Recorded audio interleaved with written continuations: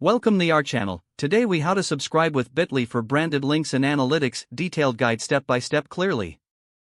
To start using Bitly for branded links and analytics, first, visit the Bitly website. Once on the homepage, click on the Get Started Free button. You will be prompted to create an account.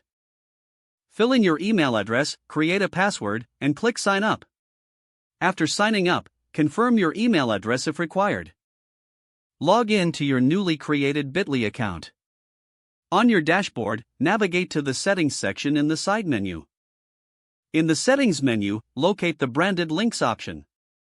Choose the option to add a custom domain for your links. Follow the instructions provided to configure your custom domain. This usually involves verifying your domain ownership through DNS. Once verified, return to the Settings menu. Next, find the Analytics section in your dashboard. Here, you can view insights on your link's performance. To create a branded link, go back to the main dashboard. Click on the Create button. Enter the long URL you wish to shorten. Choose your custom domain from the provided list. After that, customize the back half of your link if desired.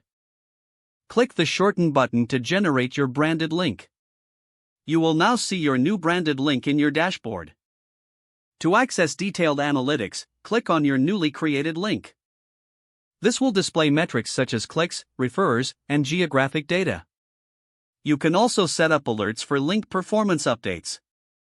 Whenever you need, you can return to the dashboard for ongoing link management. Explore additional features in Bitly to optimize your link strategy. Keep using Bitly to enhance your online presence and track engagement effectively. If the page does not load, refresh the browser or try again in a private or incognito window. Make sure you are using the correct email address, then retype it carefully to avoid small typos.